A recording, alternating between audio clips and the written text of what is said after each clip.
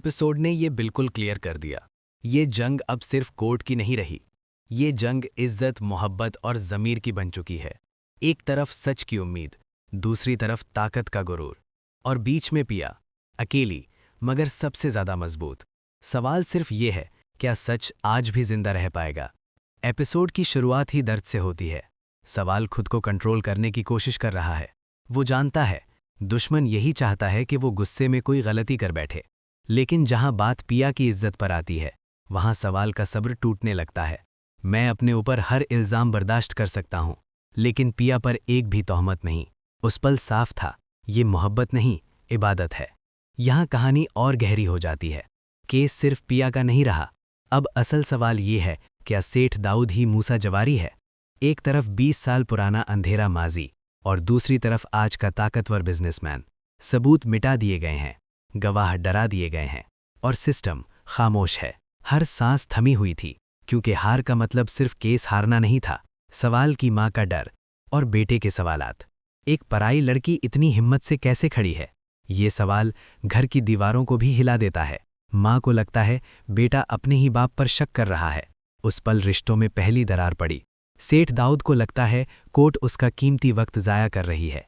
मेरा 1 मिनट लाखों का है, लेकिन उसका वकील जानता है अगर आज इमेज नहीं बनी तो कल यही गुरूर गवाही देगा।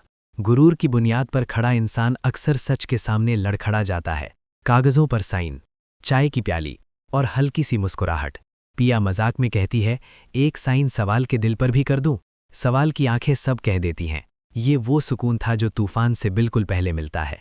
जैसे ही दाऊद को एहसास होता है कि केस उसके हाथ से फिसल रहा है, उसका असल चेहरा सामने आ जाता है। अगर मेरा काम नहीं हुआ तो तुम खुद को गोली मार लेना। ये सिर्फ धमकी नहीं थी, ये जंग का ऐलान था। असलम अब डरने वाला नहीं। बेटी के लिए वो जान की बाजी लगाने को तैयार है। या जान दूंगा या जान ले लूंगा। मजबूर बाप सबसे खतरनाक होता है। एपिसोड का सबसे दमदार हिस्सा, एसएचओ बाबर का रिकॉर्ड, बार बार के तबादले, करप्शन की इंक्वायरीज। हर सवाल दाऊद के लिए एक नया झटका। जब सीसीटीवी और 164 का बयान सामने आता है, उस पल सब कुछ बदल गया। अब ये केस सिर्फ इल्ज़ाम नहीं रहा, ये सिस्टम की गंदगी बन चुका है। कोर्ट के बाहर अवाम, स्टूडेंट्स, ह्यूमन राइट्स एक्टिविस्ट्स और पिया, जो हर पेशी से पहले खुद को बंद कर लेती है। कभी कभी सबसे गहरी चीख खामोशी होती है। इस एपिसोड में आंसू बोले, खामोशी चीखी, और सच धीरे धीरे सांस लेने लगा। हर मोड़ पर उम्मीद आई, और हर उम्मीद के बाद और बड़ा झटका। प्रोमो साफ कह रहा है, पिया टूट चुकी है। उसने खुद को कमरे में बंद कर लिया है।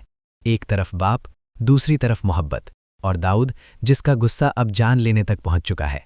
क्या इंसाफ की ख्वाहिश सब कुछ तबाह कर देगी?